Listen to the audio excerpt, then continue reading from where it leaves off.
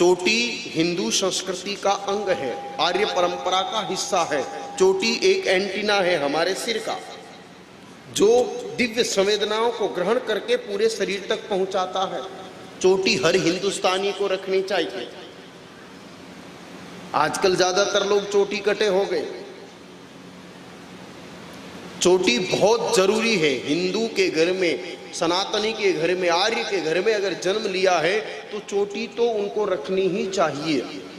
आजकल के बच्चे शर्म करते हैं, चोटी नहीं रखते। हाँ, वो घास फूस की तरह बालों को खड़ा रखने की, कभी इधर से क्यारा काट दिया, कभी इधर से काट दिया, ऐसे ऐसे उटपटांग बाल बना के घूम जाएंगे, लेकिन चोटी रखने में शर्म आती है। चोटी तो रखनी चाहिए, मना नहीं करता मैं। तिलक भी लगाना चाहिए, मना नहीं करता मैं। तिलक की बड़ी महिमा है। तिलक से भाल का औज बढ़ता है। तिलक लगे हुए व्यक्ति को देख करके काल भी रास्ता बदल दिया करता है। तिलक की भी महिमा है। एक बड़ा सुंदर प्रसंग आता है। एक भक्त थे, भक्त,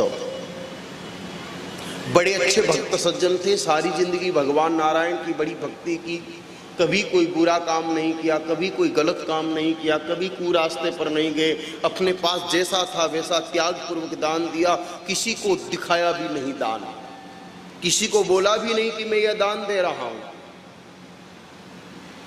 जीवों पर दया करते थे, भूखे को भोजन कराते, प्यासे को पानी पिलाते, सब सदकर्म उस व्यक्ति ने जीवन भर किए। वैष्णव थे, सदा तिलक लगा के घूमा करते थे। एक दिन वो जंगल में से गुजर रहे थे, बड़ी गर्मी लगी थी, तो सुंदर पानी की झील भरी हुई थी। उन्होंने मुंह हाथ पैर धो लिए, तिलक मिट गया। योग से उसी दिन उनकी मृत्यु आने वाली थी।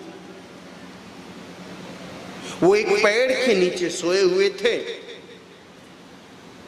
समय हो गया मौत का, इसलिए यमदूत आ गए। जीवन भर उस व्यक्ति ने, देखो, लेने के लिए दो टीम आती है। महापुरुष कहते हैं कि व्यक्ति जब मरता है तो दो टीम लेने के लिए आती है। एक तो भगवान नारायण के पार्षद आते हैं विमान लेके, और दूसरे यमदूत आते हैं जंजीर लेके, पास लेके, यम पास लेके।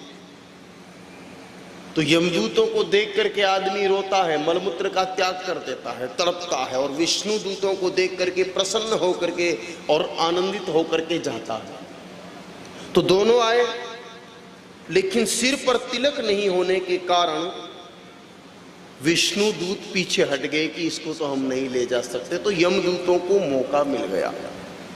तो भगवान श्री हरि विष्णु नारायण चिंतित हो गए कि इस भक्त ने जीवन भर सेवा की, सदकर्म की, एक उत्तम वैष्णव रहा है। उत्तम वैष्णव का मतलब केवल तिलक लगाने से नहीं है। मैंने कल भी परिभाषा बताई थी कि वैष्णव जन तो तेने कहिए, पूरी लाइन को करिए आप, वैष्णव जन तो तेने कहिए, पीर पराई जाने रे, दूसरों के दुख को समझे और उनको मिटाने का काम करे वो वैष्णव। तिलक तो घणो लांबो काटे, और घर के बारे कोई भूखो आदमी आके हाथ जोड़ते कि भाई जी एक रोटी दे दो, तो चुटकी बजाने कहते चालो हजार ठसू रवाना। वो काय को वैष्णव है भाई जी? केवल आडंबर से काम नहीं चलेगा, केवल पाखंड से काम नहीं चलेगा। जैसा रूप बना रखा है वैसा व्यवहार भी होना चाहिए। तो भगवान नारायण ने सोचा रे कि तिलक नहीं है, इसलिए मेरे दूत नहीं ले आ पा रहे, यमदूतों को मौका मिल जाएगा।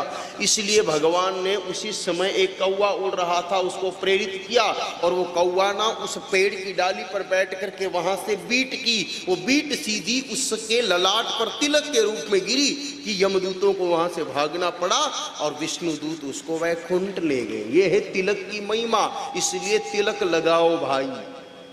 सब धर्मों के लोग अपने अपने धर्म का पालन करते हैं, मैंने देखा है।